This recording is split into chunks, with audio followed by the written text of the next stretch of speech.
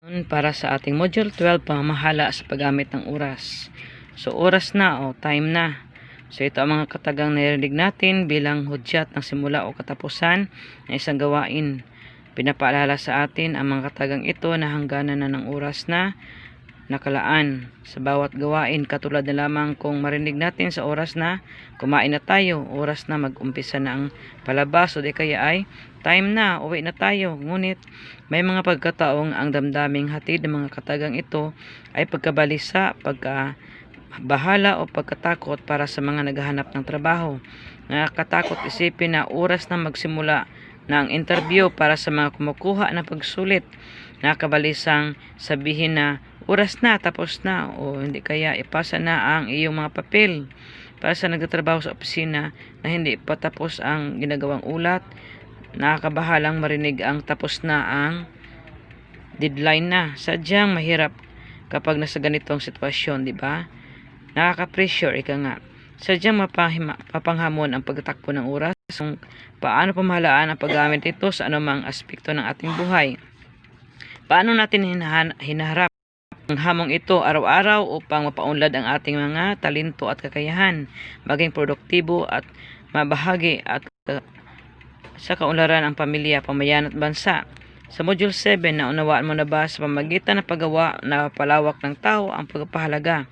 Isa rito ang pamamahal at paggamit ng oras na makatulong upang patuloy na may angat bunga ang kanyang pagkaling antas ng kultural at moral ng lipunan at makamit niya ang kaganapan ng kanyang pagkatao. Subalit, naapektuhan ang ating paggawa sa ating makahiwalay na aksyon, konbiksyon, ang hindi pagkatugma ng alam natin sa tama at sa aktual nating ginagawa.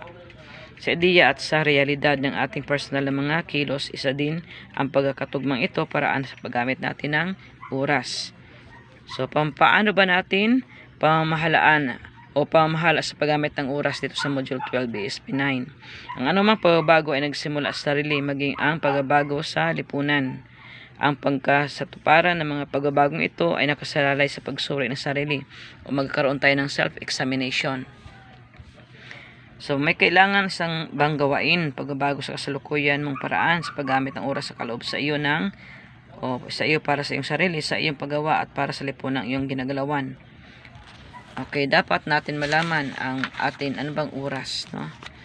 Paano ba gamitin ng wasto ang ating oras? So, yan nga dapat nating malaman. No, gamitin natin dapat ang wasto ang ating oras. So, pamamahala sa paggamit ng oras na yung time na. No? Tayo ay binigyang maging katiwala, tinatawag tayo na gamit ang oras ng may pananagutan sapagkat hindi ito mabalik kailanman. Kakambal sa katotohanan ito ang tungkulin na gamitin natin ang oras ng maayos. Ayon siya, ang pagiging katiwala sa oras ay tungkulin natin sa buhay at marapat na landas sa ating buhay. Mahalaga na mayroon kang sapat na oras para sa sariling pag-unlad, oras para sa pamilya, oras para sa paglilingkod sa kapwa at sa lipunan, oras para sa pagpamahinga at paglilibang o yung pagsasaya, at oras para sa iyong ugnayan sa Diyos. Ang oras ay tulad ng salapi na maaring ipunin sa isang alkansya o bangko na kapag kailangan mo ng ekstra na 2 oras para sa isang araw ay makakakuha ka na rito. Ang bawat tao ay pinagkalooban lamang ng Diyos ng 24 oras sa loob ng isang araw. Sa bawat sanglinggo 24/7, kapag ang oras ay lumipas na, hindi na ito maaring maibalik, ni hindi ka makapanghiram o makautang kanino man ng ekstra oras para sa iyong nagamit. Ang mabuting katiwala ay pinamahalaan ang paggamit ng kanyang oras.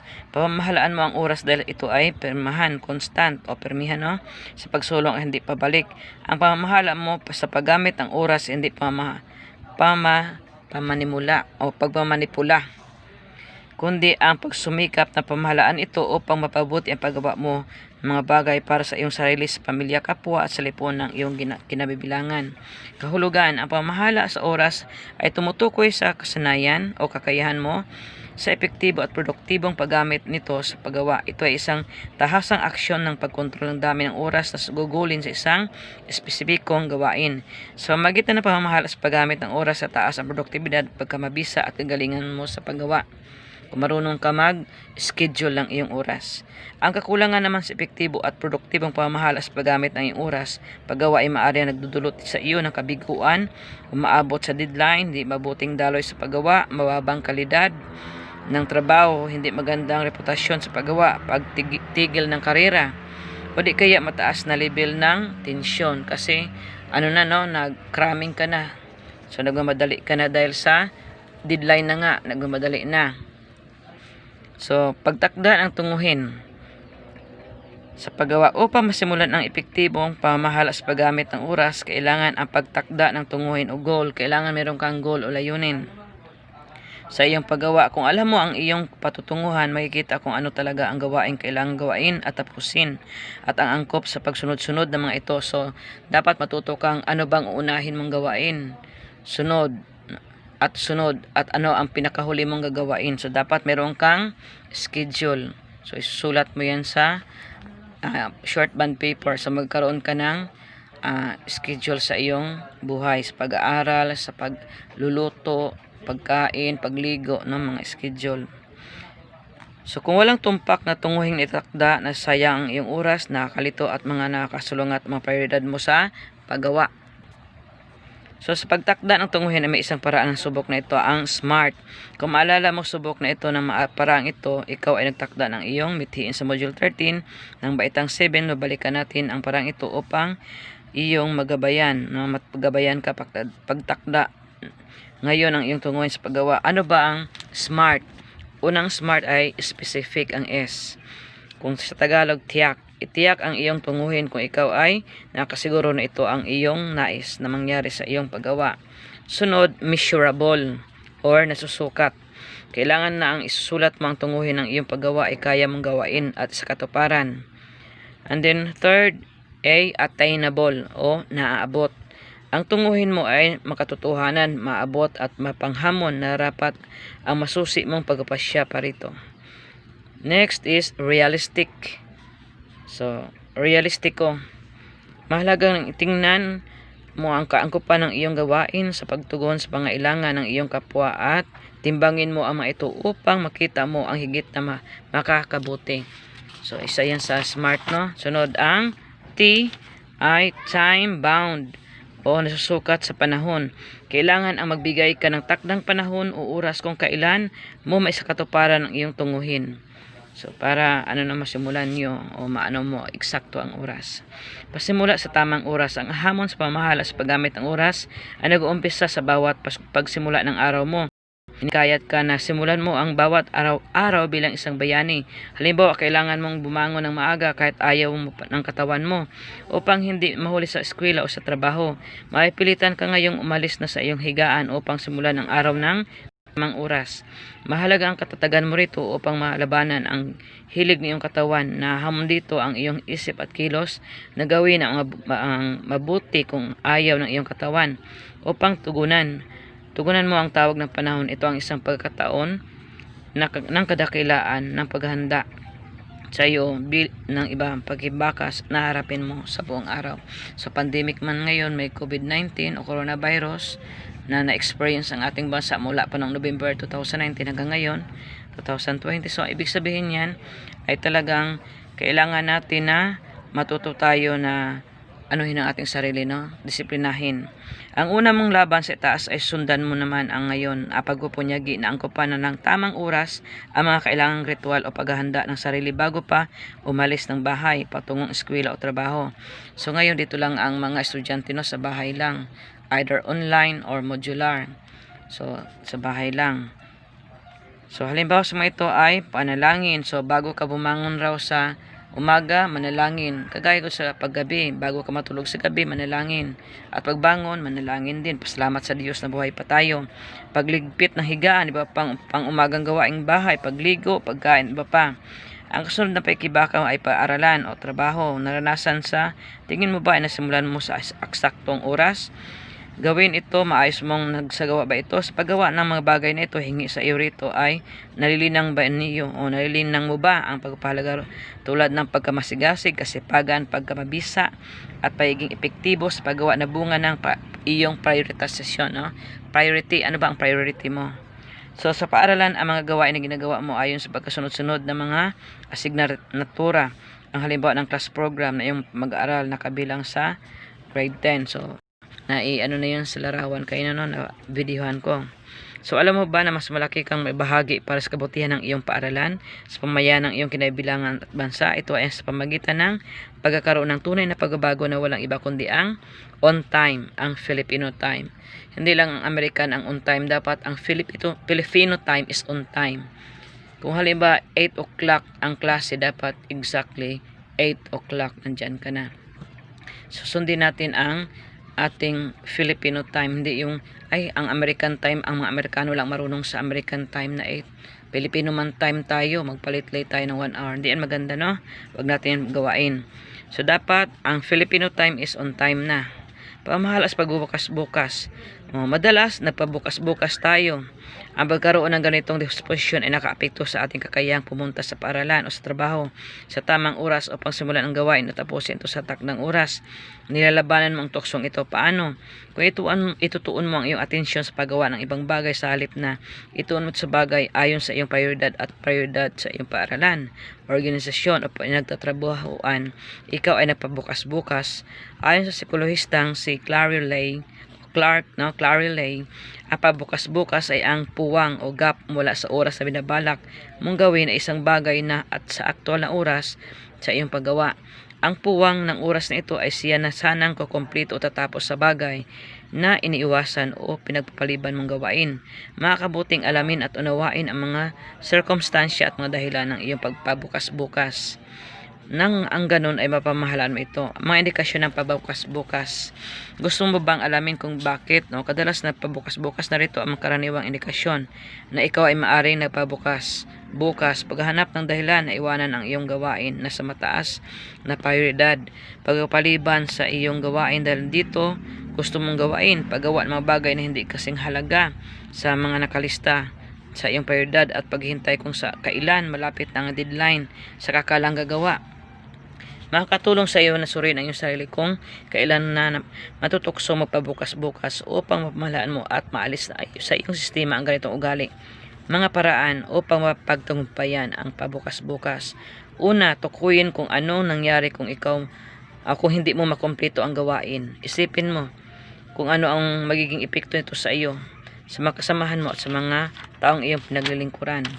Number 2, paalalahanan ng iyong sarili na mahalaga ang naramdaman ng taong nakataas sa iyo. Hindi mo mapagawa sa pinagawa mo niya sa iyo. So number 3, pagpasyahan ang mga paraan na pagbibigay mo ng ganipala sa iyong sarili. Kapag nakumpleto mo na ang gawain na ayaw mong gawain, karapat-dapat piliing papremyo sa sarili ang mga bagay na hatid ay kabutihan. Sunod, 4, hilingin sa kasama mo sa paggawa na ipaalala sa iyo na ginagawa mo ba ang bagay na sinabi mong gawain. Ito ay isang positibong paggamit ng peer pressure. 5, paalalahanan ang iyong sarili na hindi mo kailangang magustuhan ang gawain upang gawin mo ito. 6, planuhin ang iyong araw ayon sa kung ano ang pinakamahalagang mga bagay na kailangan mong tapusin sa araw na iyon. Halimbawa, alin sa mga kailangang una mong tapusin, ang bookmark ba para sa ESP na naglalaman na natuhan mo na ang nagdaang aralin, ang ulat mo ba sa AP o multimedia. So 7, unahin ang pinakamadali o pinakamabilis na gawain upang maramdaman mo ang tuwa na may matapos ka at magkaroon ng positibong disposisyon o kasunod na gawain. 8, humingi ng payo na may kasanayan lalo na kung hindi mo naranasan ang paggawa sa ganitong gawain. Makakatulong ito na may handa mo ang iyong sarili sa mga maaari mong kaharapin sa mga sagabal bago mo pa sila maranasan. So kung sakaling hindi ka pa nagtagumpay sa iyong gawain, piliin ang sa tingin mo ay pinakamabuting opinyon. Mas mabuti ito kaysa manatili kang nakatali sa iyong kinalagyan at sa mga naramdamang kabiguan. Mahalagang tandaan mo na hindi lahat ng pagpaliban sa iyong gawain ay isang pabukas-bukas. Kung iniwan mo ang gawain para sa isang mas importante pang gagawain, hindi ka nagpabukas-bukas. Ang tawag dito ay pamamahala sa paggamit ng oras o prioritasyon. Ano ba ang prioritizasyon? Bakit kailangan ito? Ang pagbigay prioridad kung anong kailangang gawain ay at tapusin ay takdang oras na nagpapahalaga. Kung wala ito, maaring isubsob na mo masyado ang iyong sarili sa isang gawain, subalit maaring hindi mo ito makakamit ang iyong tunguhin. Marahil ang iyong kasalukuyang ginagawa ay hindi ang siyang pinakamahalagang gawin sa puntong ito ng iyong buhay paggawa. Sa pamamagitan ng pagkakataon ng prioritization, mapamahalaan mo ang paggamit ng iyong oras at matupad mo ang iyong tunguhin. Maiwasan ang magpabuhol-buhol ang iyong schedule at aabot sa tinakdang deadline ng iyong ginawa. So yan, ang kailangan ay ang prioritize. Unahin mo anong narapat. Pagkakaiba sa importante at kailangan agad. So paano ba ang pagkakaiba ng importante gawain at ang kailangan agad? Upang masagot ang tanong na ito, kilalanin mo kung ano ang kailangan gawin agad sa hinihingi sa iyo tunay na mahalaga ayon sa kaugnayan nito sa iyong tunguhin, prioridad at sa papel mo sa sitwasyon iyong kinaroonan. Kailangan matutuhan mo sa dalawang sitwasyong ito ang maihiwalay ang tunay na emerhensya o emergency. Importante na sitwasyon mula sa sitwasyon na kailangang tugunan agad, subalit hindi naman gaano kaimportante. Ang halimbawa para sa tunay na emergency o importante na sitwasyon ay ang isugod mo sa kaklase sa klinik dahil inatake siya sa matinding hika. Ang halimbawa sa sitwasyon sa nakailangang tugunan agad, subalit hindi naman gaano kaimportante ang pagkakaroon ninyo ng tinatawag nating pagsulit sa oras na iyon. So may quiz ka halimbawa o exam. So ngayon mayroon man yung kaibigan mo na may inatake sa puso, so unahin mo muna yun, baka mamatay, no? Alin sa dalawang halimbawa ang narapat mong unahin sa pagtugon? So narito ang mga tanong na makatulong sa iyong pagpasya kung ano ang narapat piliin kung ikaw ay nasa gitna ng dalawang sitwasyon. Una, ito ba ay tunay na importante o kailangan ka bang agad ng tao na yon? 2, ano ang maaari mangyari kung hindi ito tutugunan agad? 3, mayroon ba talaga akong importanteng bagay na kailangan gawain agad kaysa dito? 4, may iba pa bang tao na mapangasiwa sa sitwasyong ito? So yan o, pagkilos ng may kamalayan sa agarang pangailangan. Ang malalim na kamalayan sa kahalagahan ng paggawa ay makatulong sa pag-unlad ng lipunan. Bilang kabataan sa punong-puno ng kaloob ng enerhiya at nag-uumapo ng kasiglahan, responsibilidad, na simulan ng hugutin sa bawat oras mo lahat ng kaya mong gawain at sa lahat ng biyaya na maaring gamitin upang makaambag sa kularan ng bansa. Mahalaga na tayo ay magkaroon ng kamalayan sa agarang pangailangan ng ating bansa. Ito ay nagtutulak sa atin na linangin ang kagalingan sa paggawa at gamitin ito para ikaunlad natin sa ating bansa. Ang kagalingan ay nangailangan pagkaroon ng atensyon sa bawat detalye ng gawain, pagsaalang-alang ng kalidad, paggalang sa pagiging produktibo at pagmamahal sa pagiging epektibo. Ang kamalayang ito sa agarang pangailangan ng ating bansa ay lumilitaw ng dahil na naiiwanan tayo ng kalapit na bansa. Kailangan mo na tulungan ng ating gobyerno na iangat ang level ng ekonomiya sa bansa. Malaki ang may tutulong natin sa pagsulong ng layunin ito ng gobyerno kung pinamahalaan natin ng bawat isa sa atin ang paggamit ng ating oras sa paggawa. Sa paggawa at pag-aaral ang ugaling manyana natin sa mga Pilipino katumbas sa pagpabukas-bukas ay kailangan ng wakasan. Simulan na natin bigyan daan ang paggawa ng tamang oras dito na ngayon, here and now, upang magawa natin ang dapat gawin at matapos ang dapat tapusin. So pag-i-schedule, na namumuhay ka sa mundong punong-puno ng mga bagay na maaring aagaw sa iyong atensyon at oras mula sa iyong ginawa. Ang pagkaroon ng schedule ay isang mabisang paraan upang pangasiwaan mo ang mga bagay na mahalaga sa iyo. Malaking bahagi ng pamamahal sa paggamit ng oras ay epektibong pag-schedule ng iyong gawain. Kung alam mo iyon, tunguhin prioridad at sa paggawa ay handa na gumawa ng schedule, mapanatili sa iyo sa direksyon ng iyong paggawa at pagprotekta sa iyo mula sa tensyon. Mga hakbang sa pagbuo ng schedule. Narito ang mga hakbang sa pagbuo ng schedule. Una, magsimula sa pagkaroon ng master schedule. Sunod, gumawa ng chart at sulat mo ang sa lahat na katakdang gawain na alam mo. 3. Magkaroon ng hanay ng chart para sa oras sa paggawain na katakda bawat araw. Halimbawa, mga signatura mula sa araw-araw. 4. Siguraduhin na sa schedule din ang iyong oras sa pamamahinga. 5. Ang natitira na lamang ngayon ay ang oras na magamit mo para matulungan kang maging produktibo sa iba pang mga maaari mong gawain sa iyong bahay. So, kailangan matuto kang ng iyong master schedule. 6. Patuloy na kumpletuhin mga araw sa iba't ibang gawain na itatakda mo sa kanilang mga oras sa iyong schedule. 7. Siguraduhin ding matira ang espasyo para sa hindi inaasahang darating na gawain. Pagkatapos, bago ang takdang oras, nangailangan na pagpupunyagi, maingat na plano at patuloy na pagtulak sa sarili upang makaahon tayo sa kasanayan ng ugaling hindi paggawa ng gawain sa tamang oras. Panahon na upang tayo ay gumising, bumangon at simulang gawin ang kailangang pagbabago sa paggamit ng oras. Kamtin natin ang mas mataas na layunin, ang magawa ng mabuti ang lahat ng ating mga gawain. At tapusin ang mga ito hindi lamang takdang oras, kundi bago na matapos ang oras ay totoo maging tungkulin natin sa ating bansa. Kung hindi ngayon, kailan pa natin ito simulan? Pamamahinga, paglilibang at pagkawanggawa. So, ang paglaan ng oras para sa pamamahinga, paglilibang at pagkawanggawa pagkatapos ng iyong paggawa ay magbigay balanse sa iyong buhay. So, paano mo magawa ito sa pamamahinga at paglilibang? Inumulat ka na maging sensitibo sa kailangang panghalaga ng iyong sarili sa larangan ng paggawa. Sa pagkakawanggawa naman, makita mo ang kahalagahan na matugunan ang pangailangan ng iyong naghihirap sa kapwa at epekto sa bansa. Mabibigyan ka rin ng mga ito na magpanibagong lakas at sigla. Kailangan mo pagbalik sa paggawa. Sa magitan ng mga ito, lalo na mabibigyan ng dignidad at moralidad ang paggawa. Malinaw ang kultura ng bansa at may angat ang lipunang pang-ekonomiya nito. Ang sumusunod ay siyang maaaring piliin na paraang pamahinga. Maaari kang manatili sa bahay upang matulog, kumain at mag-relax. Maaari ka rin pumunta sa isang tahimik na lugar, halimbawa sa isang bahay, dalanginan, retreat house upang doon matulog, kumain, mag-relax, maglakad-lakad sa paligid, magnilay at manalangin. Narito ang mga paraan sa paglilibang. Kung ang katatapos lamang na gawain na intelektual na sa paggawa, maaari kang maglibang sa pamamagitan ng mga manuwal na gawain na hindi minamadali. Maaari mong ipagluto ang iyong pamilya, maglinis ng bahay, magdilig ng mga halaman at iba pa. Maaari ka rin makipagbanding sa iyong pamilya sa pamamagitan ng pamamasyal, pagkain sa labas, panood ng sine o pagpiknik. Palalahan ng sarili na ang pipiliing paraan ng paglilibang ay iyong nakakabuti sa iyong sarili at sa iyong kapwa. Paraan sa mga pagkawanggawa, maaaring pumili mula sa sumusunod: pagpapakain sa mga nagugutom, pagpainom sa mga nauuhaw, pagbigay ng mga damit sa walang saplot, pagdalaw sa mga preso sa piitan, pagdalaw sa mga may sakit, pagtuturo at pagbibigay gabay sa mga taong nangailangan, pagpapasaya sa mga taong dumaranas ng lungkot at trahedya, pakipagdialogo sa mga taong nakagawa sa iyo ng kamalian. Ang pagsapuso ng kahalagaan ng pamamahala sa paggamit ng oras ay nakaapekto para sa iyong sariling pag-unlad, para sa pamilya, para sa lipunan at sa bansa, at higit sa lahat, para sa ugnayan mo sa Diyos, na siya nagkaloob sa atin ng lahat na ito. So, sa Module 12, so matuto tayong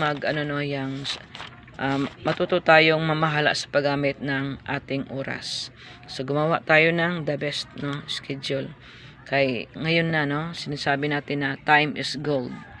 So, kung di ka pa nakasubscribe sa channel na ito, i-click lang ang like button at saka subscribe.